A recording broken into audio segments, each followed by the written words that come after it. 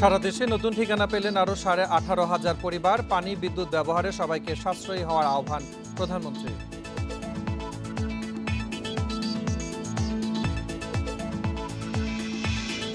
Saint Martin জলসীমায় রোগী বহনকারী speed boat লক্ষ্য করে মিয়ানমার সীমান্তরক্ষীদের গুলি, হতাহত না হলেও আতঙ্কে দ্বীপবাসী।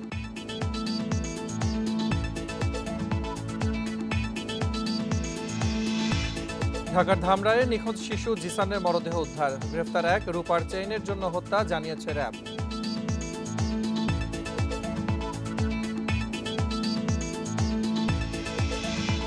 সুন্দরবনের চালকি খাল থেকে হরিণের 132 কেজি মাংস সহ নৌকা জব্দ, নিষেধাজ্ঞার মধ্যে হরিণ শিকার, বনের নিরাপত্তা নিয়ে প্রশ্ন।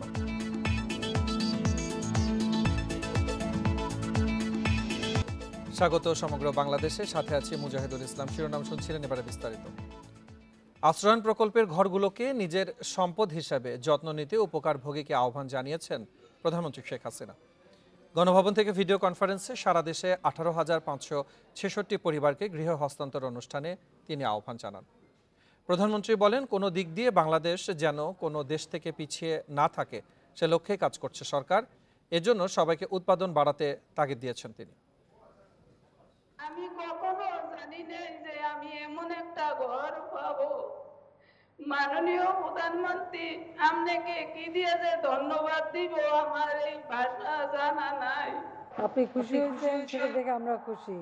এ যেন আনন্দ বেদনার কাব্য, ছিন্নমূল জীবন থেকে উত্তরণের আনন্দ অশ্রু। প্রধানমন্ত্রী শেখ হাসিনার কাছ থেকে বাড়ি পেয়ে আবেগে আপ্লুত হয়ে পড়েন প্রান্তিক মানুষেরা। আমাকে একটা ঘর দিয়েছেন এবং টিউবওয়েল দিয়েছেন এবং বিদ্যুৎ দিয়েছেন, এখানে একটা স্কুল দিয়েছেন। এখন আমরা অনেক সুখে আছি, অনেক শান্তিতে আছি মাননীয় প্রধানমন্ত্রী। আমি নামাজের বসি, দোয়া করি, মুনাজাত করি, রাত গভীর রাইতে মা তোমার জন্য, তোমার প্রমোশন বাড়ুক মা, তুমি আল্লাহর কাছে হায়াত দারাজ করুক মা। গণভবন থেকে ভিডিও কনফারেন্সে যুক্ত হয়ে জেলা প্রশাসকদের মাধ্যমে গৃহহীন পরিবারকে জমি সহ ঘরের দলিল হস্তান্তর করেন প্রধানমন্ত্রী। গরিব দুঃখী মা বোনেরা, গরিব দুঃখী ভাই বোনেরা ছিল না ঘর বাড়ি, শেখ হাসিনার চেষ্টাতে আজ পেলাম ঘর বাড়ি। একই সঙ্গে আরো 70টি উপজেলা এবং 26টি জেলা ভূমিহীন ও গৃহহীন মুক্ত ঘোষণা করেন সরকার প্রধান। এর মধ্য দিয়ে গৃহহীন মুক্ত হলো দেশের 58টি জেলা ও 464টি উপজেলা। ঘরগুলি রক্ষণাবেক্ষণ যারা পাবেন তারা অবশ্যই ঘরগুলি রক্ষণাবেক্ষণ করবেন নিজেরা। কারণ মনে রাখতে হবে, আপনি 2খানা জমি পাচ্ছেন, একটা ঘর পাচ্ছেন, রাতারাতি একটা বিরাট সম্পত্তির মালিক হচ্ছেন, কিন্তু সেটাকে যত্ন করতে হবে। আর আমরা যে বিদ্যুৎ দিচ্ছি সকলেই, এটা সকলের জন্য প্রযোজ্য যে বিদ্যুৎ ব্যবহারে সবাইকে সাশ্রয়ী হতে হবে। বাংলাদেশ পিছিয়ে থাকতে পারে না প্রত্যয় জানিয়ে প্রধানমন্ত্রী বলেন, দেশের মানুষের ভাগ্য পরিবর্তন করাই সরকারের লক্ষ্য। আমাদের দেশকে আমরা ইনশাল্লাহ 41 সালের মধ্যে স্মার্ট বাংলাদেশ হিসেবে গড়ে তুলব। জাতির পিতার স্বপ্নের ক্ষুধা দারিদ্র্যমুক্ত সোনার বাংলাদেশ ইনশাল্লাহ গড়ে উঠবে। দেশের মানুষ আওয়ামী লীগের উপর বিশ্বাস রেখেছিল বলেই সেবক হিসেবে কাজ করতে পারছেন বলেও জানান প্রধানমন্ত্রী শেখ হাসিনা। বঙ্গবন্ধুর দেশে একজন মানুষও যাতে ঠিকানাবিহীন না থাকে সে লক্ষ্য পূরণের কথা আবারও পুনর্ব্যক্ত করলেন প্রধানমন্ত্রী শেখ হাসিনা। তিনি বললেন, সাধারণ মানুষের মুখে হাসি ফোটানোই তার জীবনের ব্রত। অনিমেষ কর, ইন্ডিপেন্ডেন্ট নিউজ, কক্সবাজার। কক্সবাজারের টেকনাফ সেন্ট মার্টিন নৌ রুটে রোগীবাহী একটি স্পিড বোটকে লক্ষ্য করে মিয়ানমার সীমান্ত থেকে আবারও গুলিবর্ষণের ঘটনা ঘটেছে। দুপুরে শাহপরীর দ্বীপের ঘোলাচর এলাকায় বাংলাদেশের জলসীমায় এই ঘটনা ঘটে। এই ঘটনায় কেউ হতাহত না হলেও আতঙ্কে রয়েছে টেকনাফ এবং সেন্ট মার্টিন দ্বীপের বাসিন্দারা। সেন্ট মার্টিন স্পিডবোট মালিক সমিতির সভাপতি খোরশেদ আলম বলেন, ট্রলার ও স্পিডবোটকে লক্ষ্য করে মিয়ানমার থেকে গুলি ছোড়ার ঘটনায় গত 6 দিন ধরে টেকনাফ সেন্ট মার্টিন রুটে নৌযান চলাচল বন্ধ রয়েছে। তবে আজ টেকনাফ থেকে এক রোগী চিকিৎসা শেষে সেন্ট মার্টিন ফিরছিলেন। বঙ্গোপসাগরে গোলাচর এলাকায় পৌঁছালে স্পিডবোট লক্ষ্য করে মিয়ানমারের সীমান্তরক্ষী বাহিনীর সদস্যরা গুলি ছোড়ে। তবে স্পিডবোটে থাকা 7 যাত্রী কেউ হতাহত হয়নি। এর আগে গত 5 জুন উপজেলা নির্বাচনের ভোটগ্রহণ শেষে সেন্ট মার্টিন থেকে ফেরার পথে নির্বাচন কর্মকর্তাদের ট্রলার লক্ষ্য করে মিয়ানমার থেকে গুলি ছোড়া হয়।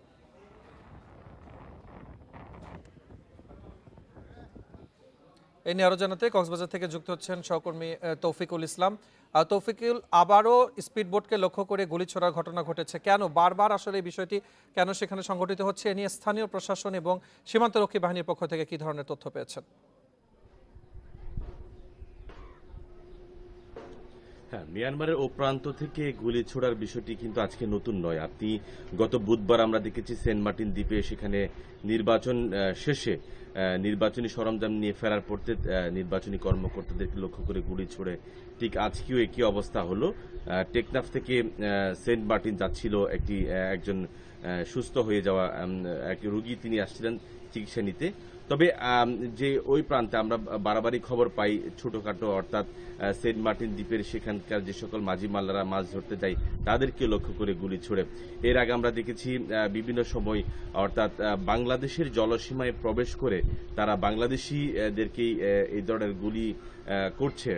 তো এইটি নিয়ে আসলে আমরা একাধিকবার বিজিবির সাথে যোগাযোগের চেষ্টা করেছি, তাদের কাছ থেকে আমরা কোনো ধরনের উত্তর পাইনি।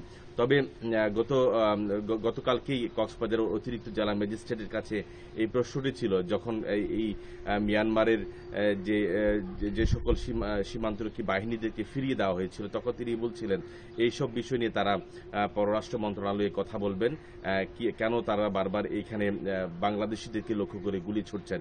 এবং আরেকটা বিষয় আপনাদেরকে বলে রাখি, গত 6 দিন ধরে টেকনাফ থেকে সেন্ট মার্টিন দ্বীপে কোনো ধরনের খাদ্য বহনকারী কোনো ধরনের ট্রলার যেতে পারছে না। সেই কারণে সেন্ট মার্টিন দ্বীপে অনেকটা খাদ্য সংকটে পড়ে গেছে। তো এখন যে বারবার ওই প্রান্ত থেকে গুলি ছুটছে, অনেকে ভয়ে খাদ্য বহনকারী কোনো ট্রলার সেখানে আর যেতে পারছে না, সেন্ট মার্টিন দ্বীপ থেকে কেউ টেকনাফে আসতে পারছে না। তো তাদের মধ্যে অনেকটা ভয় শঙ্কা কাজ করছে। আমরা চেয়ারম্যানের সেখানকার সেন্ট মার্টিন দ্বীপের চেয়ারম্যানের সাথে কথা বলছি, তিনি বলছেন বারবার তারা জেলা প্রশাসন সহ পদস্থ কর্মকর্তাদের কাছে তারা বারবারই বলছেন এখনো পর্যন্ত কোনো ধরনের সুরাহা কিংবা বাংলাদেশের পক্ষ থেকে এই গুলি ছোড়ার বিষয় নিয়ে কোনো ধরনের প্রতিবাদ এখনো জানিয়েছে বলে আমরা এরকম কোনো তথ্য আমরা পাইনি। তবে টেকনাফ থেকে সেন্ট মার্টিন দ্বীপে যে সকল জাহাজ চলাচল এখনো পর্যন্ত বন্ধ রয়েছে, গত 6 দিন ধরে সেই জাহাজ চলাচল বন্ধ রয়েছে। এই বন্ধ থাকার কারণে সেন্ট মার্টিন দ্বীপে এখন অনেকটা খাদ্য সংকটে পড়েছে বলে সেখানকার স্থানীয়রা আমাদেরকে জানিয়েছেন। কক্সবাজার থেকে জানাচ্ছিলেন সহকর্মী তৌফিকুল ইসলাম।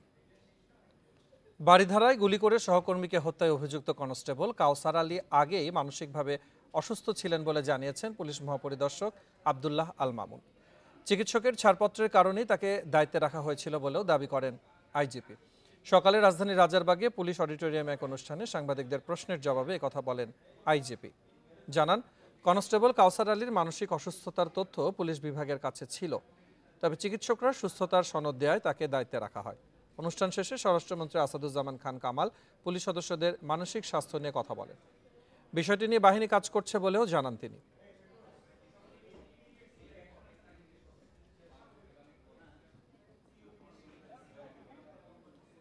নেত্রকোনায় মাত্রাতিরিক্ত ঘুমের ওষুধ খেয়ে এক পুলিশ কনস্টেবল মারা গেছেন। মৃত রুবেল মিয়া নেত্রকোনা মডেল থানায় কর্মরত ছিলেন। অতিরিক্ত পুলিশ সুপার মোহাম্মদ লুৎফুর রহমান জানিয়েছেন, দায়িত্ব শেষে রোববার রাতে থানা ব্যারাকে ঘুমের ওষুধ খেয়ে অসুস্থ হয়ে পড়েন রুবেল।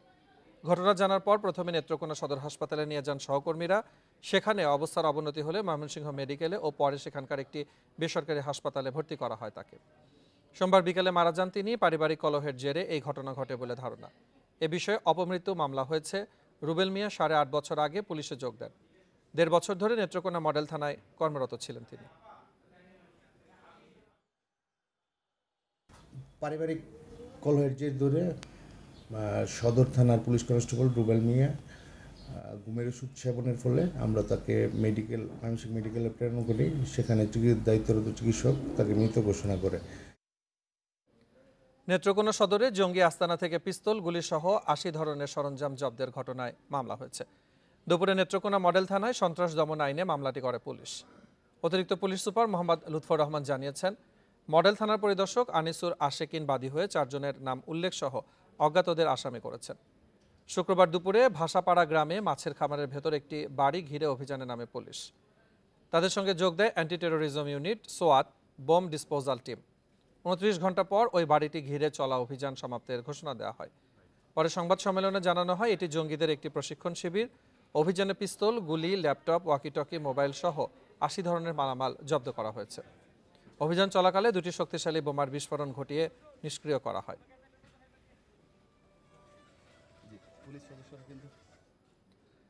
ঝিনাইদহ 4 আসনের সংসদ সদস্য আনোয়ারুল আজিমের হত্যাকারীদের দৃষ্টান্তমূলক শাস্তির দাবিতে মানববন্ধন কর্মসূচি পালন করা হয়েছে। সকালে কালীগঞ্জে এই কর্মসূচি পালন করে সলিমুন্নেসা পাইলট মাধ্যমিক বালিকা বিদ্যালয়ের শিক্ষক শিক্ষার্থীরা। এ সময় বক্তারা অভিযোগ করেন, রাজনৈতিক প্রতিহিংসার কারণে এমপি আজিমকে হত্যা করা হয়েছে। এই ঘটনায় জেলা আওয়ামী লীগের এক নেতাকে পুলিশ গ্রেফতার করলেও হত্যাকাণ্ডে জড়িত অন্যদের দ্রুত গ্রেফতারের দাবি জানান বক্তারা। হত্যাকারীদের দৃষ্টান্তমূলক শাস্তির দাবি জানান তারা। সুন্দরবন থেকে 132 কেজি হরিণের মাংস ও নৌকা জব্দ করেছে বনরক্ষীরা। ভোরে সুন্দরবনের শাকবাড়িয়া ক্যাম্পের চালকি খাল এলাকা থেকে এসব মাংস উদ্ধার করা হয়। নিষেধাজ্ঞার সময় হরিণ শিকার করায় বনের নিরাপত্তা নিয়ে উদ্বিগ্ন পরিবেশবাদীরা। তাদের ধারণা, 3 মাসের এই নিষেধাজ্ঞার সময় বনে কিছু অসাধু কর্মকর্তাদের যোগসাজশে বন্যপ্রাণী শিকার করা হচ্ছে। এতে বন্যপ্রাণী হুমকিতে পড়ছে। বন কর্মকর্তা জানান, গোপন তথ্যের ভিত্তিতে শাকবাড়িয়া ক্যাম্পের বনরক্ষীরা অভিযানে নামে।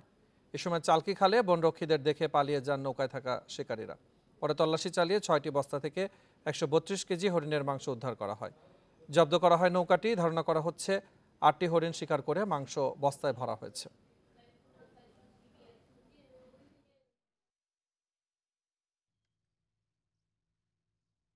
তখনকালে একটা নৌকা দেখি আমরা দূর থেকে, পরে ওইখানে আমরা যখন পৌঁছাই তখন ওই যারা শিকারী ছিল তারা উপরে সুন্দরবনের গহীন জঙ্গলের দিকে দৌড়ে পালিয়ে যায়। তার মধ্যে 2 জনরে আমরা চিনতে পারি, তাদের নামে দিন আছে। আর 132 কেজি হরিণের মাংস জব্দ করি। এ নিয়ে আলোচনার জন্য খুলনা থেকে যুক্ত হচ্ছেন খুলনা বিশ্ববিদ্যালয়ের পরিবেশ বিজ্ঞান বিভাগের শিক্ষক অধ্যাপক ডক্টর আব্দুল্লাহ ইউসুফ আল হারুন। ডক্টর আব্দুল্লাহ ইউসুফ আল হারুন, আপনাকে স্বাগত জানাচ্ছি ইন্ডিপেন্ডেন্ট সংবাদে। শুরুতেই যে বিষয়টি নিয়ে জানতে চাইব যে এই যে বনে 3 মাসের প্রবেশের নিষেধাজ্ঞা রয়েছে, এর মধ্যে বন্যপ্রাণী শিকারের কারণটি কি? এর পেছনে কি কারণ রয়েছে বলে মনে করছেন? অ্যাকচুয়ালি তো ওভারঅল কথা বলতে গেলে বলতে হয় যে সুন্দরবন তো ওয়ার্ল্ড হেরিটেজ একটা সাইট। তো এখান থেকে যদি রিসোর্স রিকভারি করতে হয়, দ্যাট মিনস এখান থেকে যারা রিসোর্স সংগ্রহ করে তাদেরকে যদি এটা বন্ধ করতে হয়, তাহলে বনের আশেপাশে যারা আছে, যাদের লাইভলিহুড সুন্দরবনের উপরে ডিপেন্ডেন্ট, তাদেরকে অল্টারনেটিভ লাইভলিহুডের ব্যবস্থা করতে হবে। আর শুধু এই 3 মাসের কথা আমরা কেন বলবো? 3 মাস বাদেও তো হরিণ তো আসলে সবসময় শিকার করা নিষেধ। তো এই জন্য এই 3 মাস না, তারা অন্য যে কোনো সময় তারা স্বীকার করতে পারে। তো এমন যদি হয় যে এই 3 মাস অন্য কোনো রিসোর্স রিকভারি, যে কোনো ধরনের রিসোর্স যদি আমরা আহরণ বন্ধ করতে চাই, স্টপ করতে চাই, রিকভারি করতে চাই, তাহলে সেক্ষেত্রে এই 3 মাস যেমন ওই যে ইলিশ ধরা বন্ধ করার জন্য তাদেরকে সাপোর্ট দেওয়া হয়, গভর্নমেন্ট থেকে এই ধরনের যদি কোনো সাপোর্ট দেওয়া হয় তাহলে ভালো হয়। আর আমার মনে হয় যে বন্যপ্রাণী আইন যেটা আছে, সংরক্ষণ আইন যেটা আছে, এটা যদি অ্যাপ্লিকেশন ঠিক মতো থাকে, সুন্দরবনের রুট যেটা আছে, রুট অফ এন্ট্রি, সেটা আমার মনে হয় যদি ঠিক মতো সেখানে কোনো টহলরত বোট টোট থাকে, আমার মনে হয় না এটা খুব প্রোটেক্ট করা খুব বেশি কঠিন হবে। জনাব আব্দুল্লাহ ইউসুফ হারুন, আপনি সেক্ষেত্রে বলছেন যে বনের আশপাশে থাকা মানুষজন তাদের জীবিকার তাগিদেই হয়তো এটিকে বেছে নিচ্ছেন, কিন্তু এর পাশাপাশি বন বিভাগের কোনো দুর্বলতা এবং নিরাপত্তার আসলে শিথিলতা রয়েছে কিনা, সেটি কি মনে করছেন? আমার মনে হয় যে ডেফিনেটলি নিরাপত্তার কিছুটা হলেও ল্যাকিংস আছে। কোনো অকারেন্স ঘটলে তখন বোঝা যায় যে আসলে কোন জায়গায় কোন দুর্বলতা আছে। সেক্ষেত্রে আমার মনে হয় যে যদি আশেপাশে, যেমন আমি একটু আগে বলছিলাম, যেমন যে রিভার গুলো আছে যেগুলোতে এন্ট্রি হয়, এই রিভার গুলোতে আমার মনে হয় যে কয়েকটা পয়েন্টে যদি একটু গভর্নমেন্টের প্রোটেক্ট করার জন্য, সুন্দরবনকে প্রোটেক্ট করার জন্য যে ফরেস্টার আছে, তারা যদি একটু তাদের বোট গুলো রাখেন, এটা খুব কঠিন কিছু হবে না সুন্দরবনকে প্রোটেক্ট করা। জি, জনাব আব্দুল্লাহ ইউসুফ আল হারুন, আপনাকে ধন্যবাদ জানাচ্ছি আমাদের সাথে আলোচনায় অংশ নেবার জন্য। চাঁদপুরে ঈদ উপলক্ষে বাড়ি ফেরা যাত্রীদের নিরাপত্তা দিতে নানা উদ্যোগ নিয়েছে নৌ পুলিশ ও লঞ্চঘাট কর্তৃপক্ষ। খোলা হয়েছে কন্ট্রোল রুম, বাড়ানো হয়েছে পুলিশের টহল। লঞ্চঘাট কর্তৃপক্ষ জানায়, ঈদুল আজহা উদযাপনে রাজধানী থেকে বাড়ি ফিরছে মানুষ। বেড়েছে চাঁদপুরগামী লঞ্চযাত্রীর সংখ্যা। ঈদ যাত্রীদের নির্বিঘ্নে বাড়ি পৌঁছাতে প্রস্তুত রাখা হয়েছে আরও 20 থেকে 25টি লঞ্চ। জোরদার করা হয়েছে 24 ঘন্টার পুলিশ টহল। বাড়ি ফেরা লঞ্চ যাত্রীরা বলছেন, ঈদের 2 থেকে 3 দিন আগে লঞ্চে অতিরিক্ত ভিড় থাকে। ভোগান্তি এড়াতে ঈদের 1 সপ্তাহ আগে পরিবার নিয়ে বাড়ি ফিরছেন অনেকে।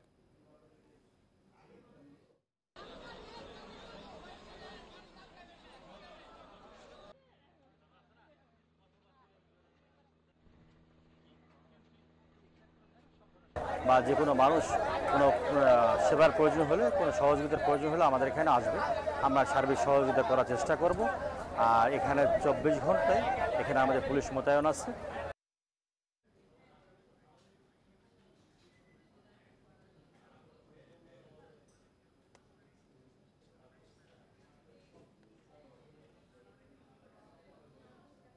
ঈদযাত্রায় লঞ্চ ফেরিতে অতিরিক্ত যাত্রী নিলে ব্যবস্থা নেওয়া হবে, থাকবে নজরদারি। নৌরুটে ঈদযাত্রা নির্বিঘ্নে পাটুরিয়া, দৌলতদিয়া ও আরিচা কাজিরহাট ঘাটে আইনশৃঙ্খলা বাহিনীর 1000 সদস্য কাজ করবেন। এছাড়া ঈদের আগে পরে মোট 6 দিন পচনশীল পণ্য ছাড়া সব ধরনের ট্রাক পারাপার এই ঘাটে বন্ধ রাখা হবে। পদ্মা সেতুর চালুর পর যাত্রী কমলেও ঈদের সময় পাটুরিয়া, দৌলতদিয়া এবং আরিচা কাজিরহাট হয়ে যাতায়াত করেন দক্ষিণ পশ্চিমাঞ্চলের অনেক যাত্রী। গেল রোজার ঈদে এই রুটে ঈদের ছুটিতে পারাপার হন প্রায় 15 লাখ মানুষ।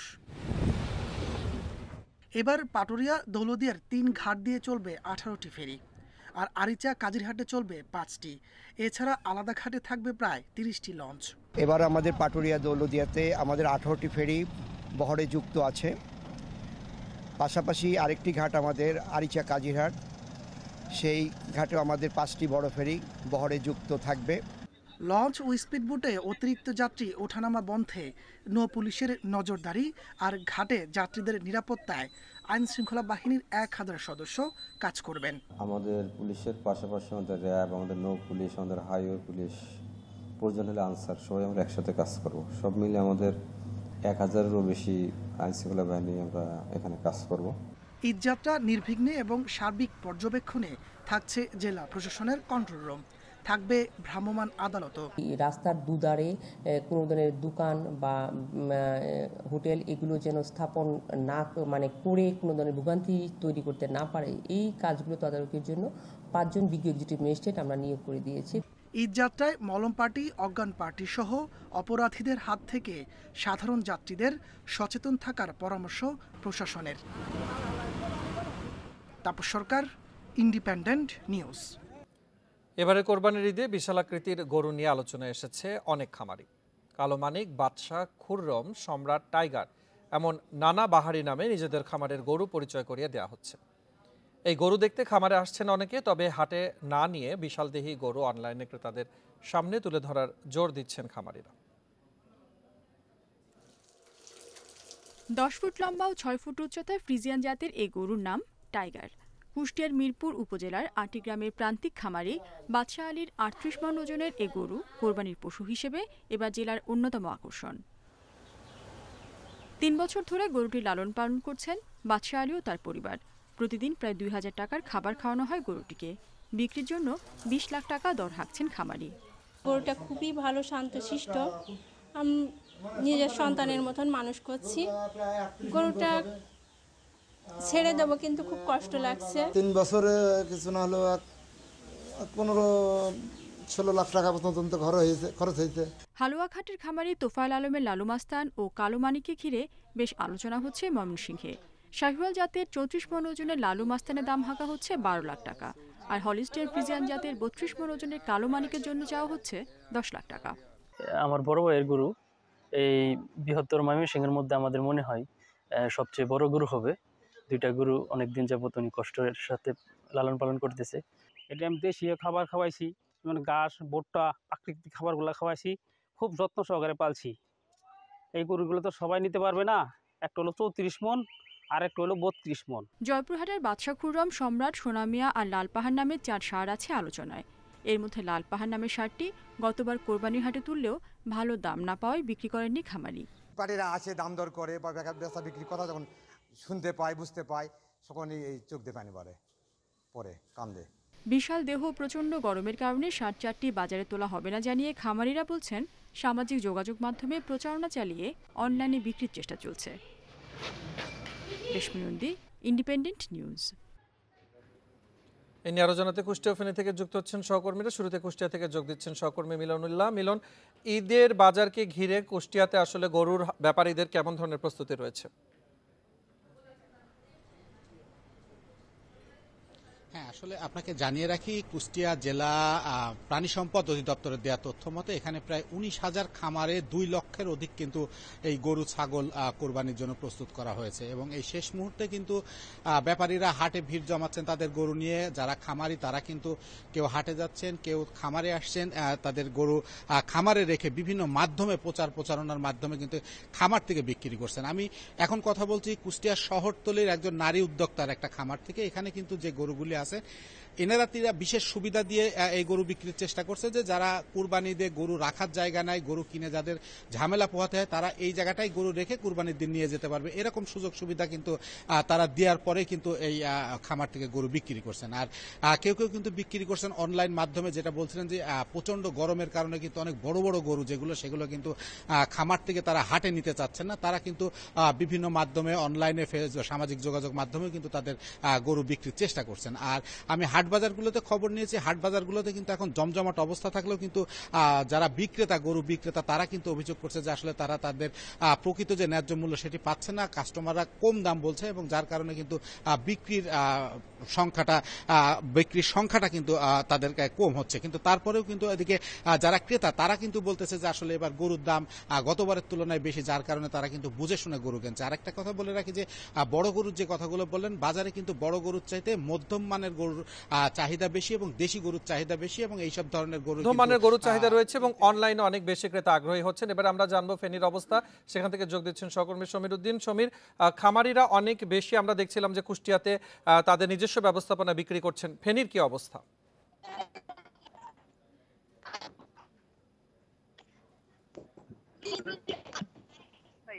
আমরা পানি সম্পদ তথ্য মতে, পানি সম্পদ অধিদপ্তরের তথ্য মতে তারা বলছে এবার 90,000 পশু এবার প্রস্তুত রাখা হয়েছে। তবে এখানে যে পরিমাণ চাহিদা আছে তার চেয়ে বেশি পরিমাণ গরু প্রস্তুত করেছে এখানকার খামারিরা। তারা বিভিন্ন জায়গা থেকে বিভিন্ন হাটে তারা তাদের পছন্দের গরুগুলো থেকে বা কোরবানি পশুগুলোকে তারা বাজারে তুলেছেন এবং বাজারে ম্যাক্সিমাম যে ক্রেতারা আছেন তারা আসলে বড় গরুর চেয়ে মাঝারি গরুর চাহিদাই তাদের কাছে বেশি। এবার অন্যান্য বছরের তুলনায় এবার একটু দাম বেশি।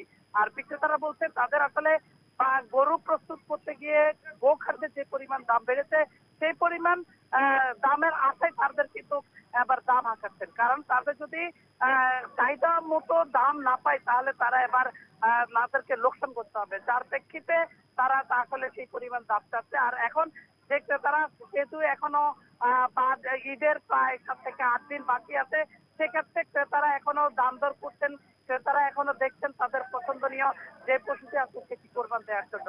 আমরা এখানকার যে জেলা প্রশাসনের পুলিশের সাথে কথা বলেছেন, তারা বলছে যে বাজারের পর্যাপ্ত নিরাপত্তা ব্যবস্থা তারা রেখেছেন, তারা সাদা পোশাকে পুলিশের ব্যবস্থা করেছেন, তারা ডিবি ব্যবস্থা করেছেন। আর এই আমি যেখানে দাঁড়িয়েছি এটি হচ্ছে বক্তারমুন্সি বাজার, এটি ফেনীর দক্ষিণাঞ্চলে। সারা দেশ থেকে গরুর হাট বাজারের খবর জানাচ্ছিলেন আমাদের সহকর্মীরা। একটি রূপার চেন লুট করতে গিয়ে ঢাকার ধামরায় 7 বছরের শিশু জিসান হাসান রাব্বিকে হত্যা করা হয়েছে। এই ঘটনায় আল আমিন নামে কিশোরকে গ্রেফতার করেছে র্যাব। দুপুরে র্যাব 4-এর সিপিসি 2 নবীনগর ক্যাম্পে সংবাদ সম্মেলনে এই তথ্য জানানো হয়। র্যাব জানায় রোববার বিকালে জিসানের স্বজনরা একটি নিখোঁজ অভিযোগ দায়ের করেন। র্যাব 4-এর সদস্যরা তদন্তে নেমে সোমবার বিকালে ধামরায়ের কালামপুর এলাকার একটি কবরস্থানে জিসানের মরদেহ পায়। পরে হত্যার দায়ে আল আমিন নামে এক কিশোরকে গ্রেফতার করা হয়। র্যাবের দাবি আল আমিন মাদকাসক্ত এবং পেশায় চোর।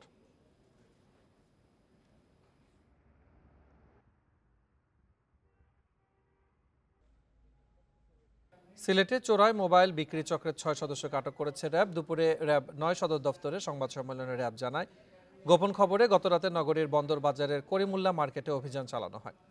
এ সময় চোরাই মোবাইল চক্রের 6 সদস্যকে আটক করা হয়। জব্দ করা হয় 231টি স্মার্টফোন, 10টি বাটন ফোন, 10টি ট্যাব, 2টি পিসি, IMEI পরিবর্তনকারী ডিভাইস সহ নগদ 75,000 টাকা। আটককৃতরা বিভিন্ন জায়গায় মোবাইল চুরি ও ছিনতাইয়ের সাথে জড়িত। IMEI নম্বর পরিবর্তন করে 20 থেকে 25,000 টাকায় মোবাইল বিক্রি করত তারা। করিমুল্লাহ মার্কেটের থেকে মোবাইল চোর এবং ছিনতাইকারী চক্রের 6 জন সদস্যকে বিপুল পরিমাণ মোবাইল সহ এবং IMEI ডিভাইস সহ গ্রেপ্তার করতে সক্ষম হয়। কোরবানির ঈদকে সামনে রেখে প্রস্তুত নাটোরের চক বৈদ্যনাথ চামড়ার আড়ত। প্রতি বছর ট্যানারির চাহিদা 30 থেকে 35% কাঁচা চামড়া সরবরাহ করা হয় এই আড়ত থেকে। এবারও প্রস্তুতি নিচ্ছেন ব্যবসায়ীরা, তবে ট্যানারি মালিকদের কাছে বিগত বছরের পাওনা পরিশোধের দাবি ব্যবসায়ীদের। দেশের দ্বিতীয় বৃহত্তম কাঁচা চামড়ার বাজার নাটোরের চক বৈদ্যনাথের আড়ত। কোরবানির ঈদকে সামনে রেখে ব্যবসা প্রতিষ্ঠান মেরামত ও পরিষ্কার পরিচ্ছন্নতার কাজ করছেন ব্যবসায়ীরা। শ্রমিকরা জানান সারা বছর আড়তে কম চামড়া আসলেও কোরবানির সময় কয়েক গুণ বেশি চামড়া আসে।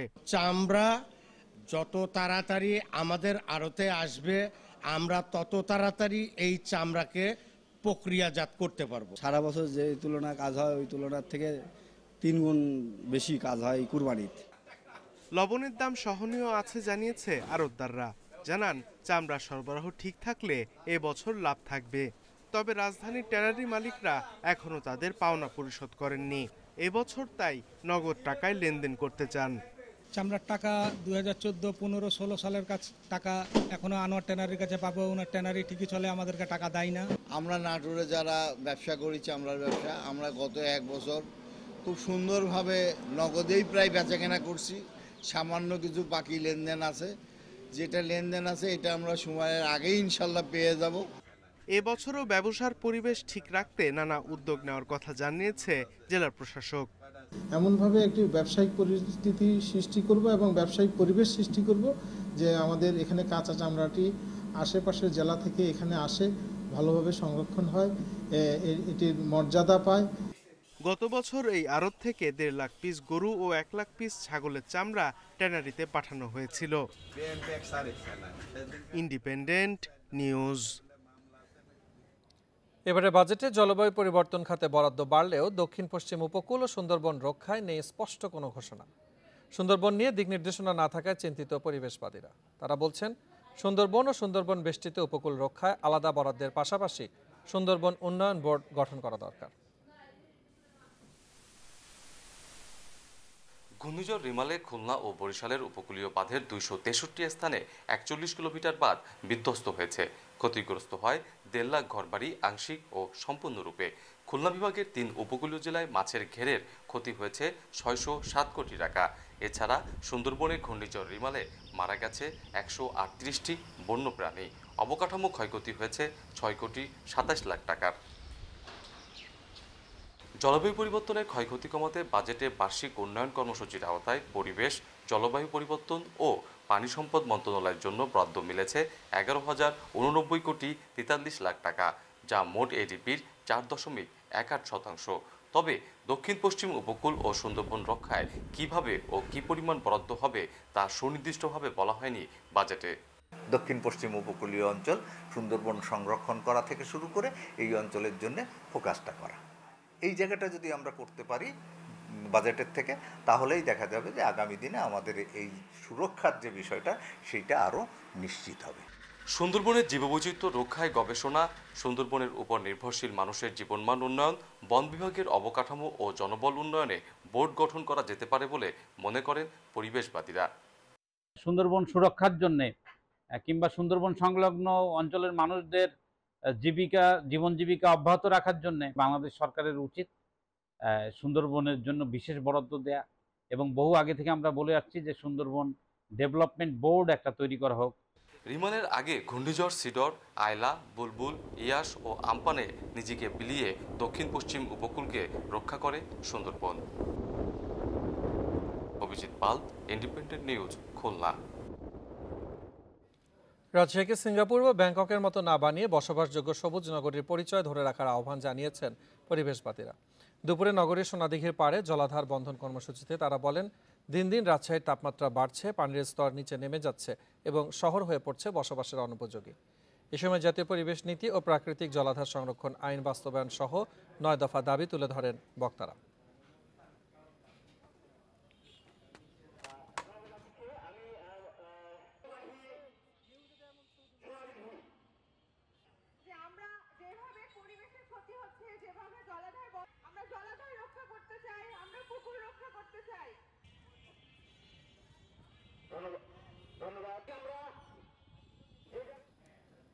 এই ছিল আজকে সমগ্র বাংলাদেশে। এছাড়া ডিভিডেন্ট টেলিভিশনের সব খবর আর বিস্তারিত জানতে চোখ রাখুন ফেসবুক, ইউটিউব ও এক্সে। আমন্ত্রণ আমাদের পরের আয়োজন।